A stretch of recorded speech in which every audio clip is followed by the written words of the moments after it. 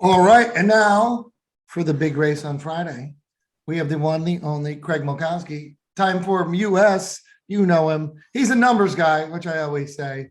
Friend of the show, friend of ours, great guy all around. He doesn't have the League of Justice in the background this time, and he's not sitting in a chair. So he throws us for a loop every time. Craig, thanks for coming on, and we're excited to have you here. Excited for this weekend. Yeah, I got to keep you on your toes. I like your guys' background. 2007 Breeders' Cup. Was that Monmouth Park? Monmouth Park. Where was that? That's why I don't know why I remember that, but I do. I remember stupid stuff sometimes. Well, that's why it's going to be a collector's item, because there'll never be another one at Monmouth Park. So that's why we hang it. Probably just like Lone Star. Yeah, exactly. Exactly.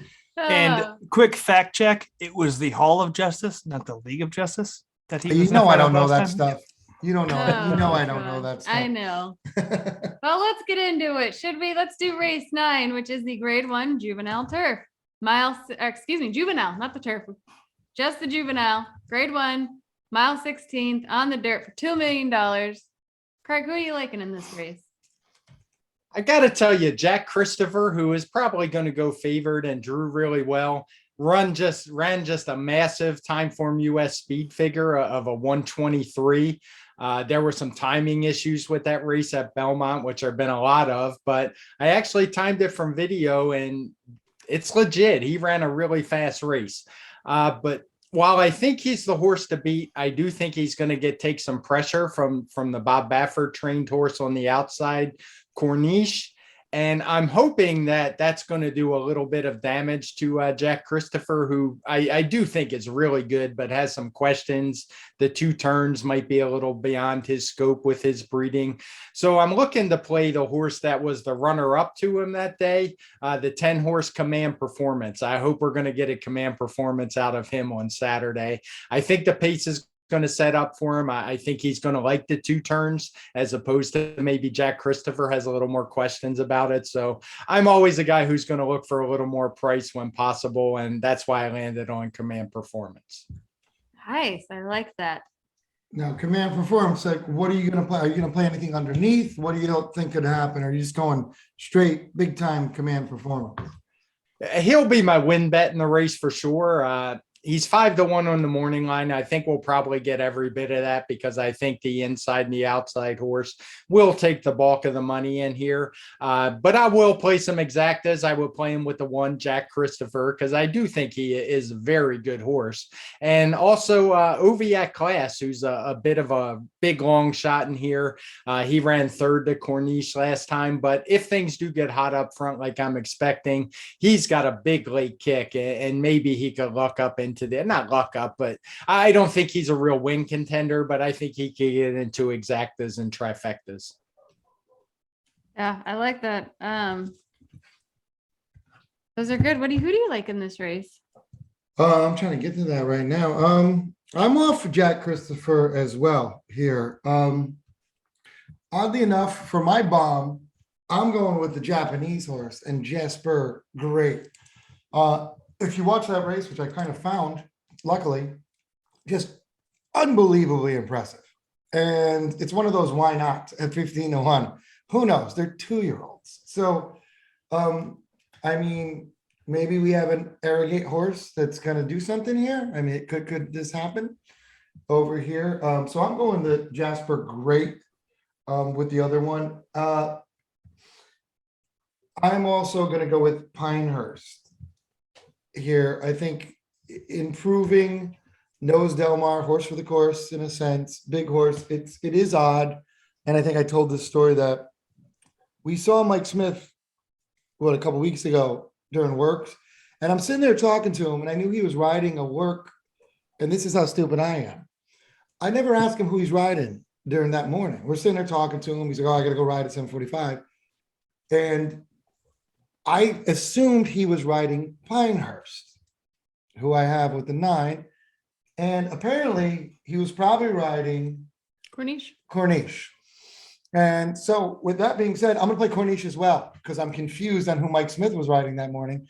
So I'm going to go there, but he obviously chose to be on Corniche there.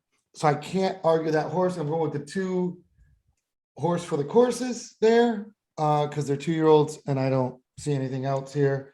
So I'm gonna go crazy with the 2, and I'm gonna go 9, 12, and be kind of chalky with the Baffert horses there. 1, Not- 9, 12. Because I mean, the 9 give me 8-1 there, not 8-1. I mean, why not?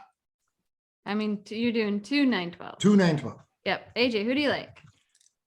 I'm big time on that 10 too. When you look back at that race that Jack Christopher ran, I think we all thought Gunite and Witt were a lot, and Mike Prankster too, for that matter, were a lot better than maybe they are. And Command Performance didn't even have the best start, and then came back and looked like if we ran this a little bit longer, we might had a different winner in that race. So I really like fading Jack Christopher with that 10. So I'm 100% there too.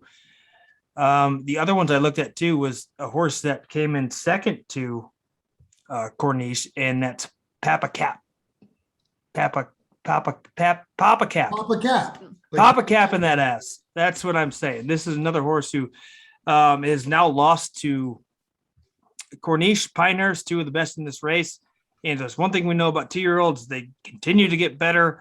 And I've seen now Gunite lose to horses that is ran against him and look better. And it's 2-year-olds. Who cares? 15-1, give it to me. The other one is Barossa, who, when you're talking about an improving 2-year-old, I'm going from time form numbers of 61 to 92 to 110. Who knows what this horse is going to break out the next time it runs? It could run 120. I don't know. And at 10-1 in a race where I feel like we know very little about a lot of these horses.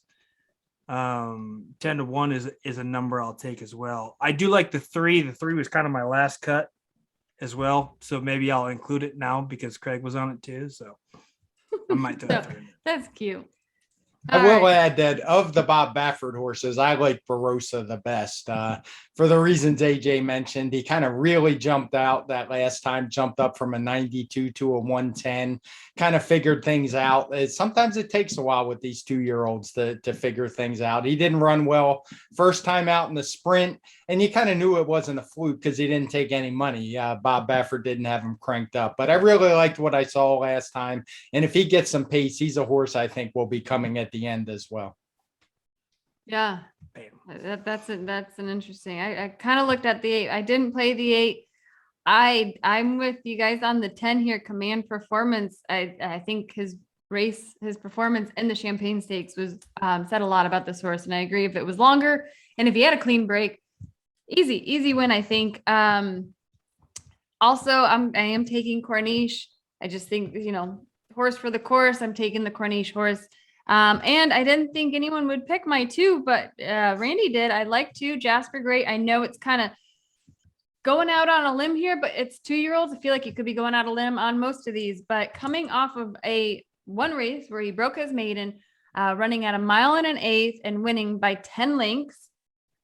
Heck, why not? I know Japan's coming locked and loaded. They're really trying for the best. So I am going to take a shot here, 15-1. I'm going to do it. Yeah. Arrogant horse. Let's see. Yes, it is an arrogant horse. So we'll see. But those are our horses and our picks for the grade 1 juvenile. All over the map. All over Like the it. map. Yeah. Solid. 2-year-olds. We're going to be all over the map. There it is. We'll see. Good luck.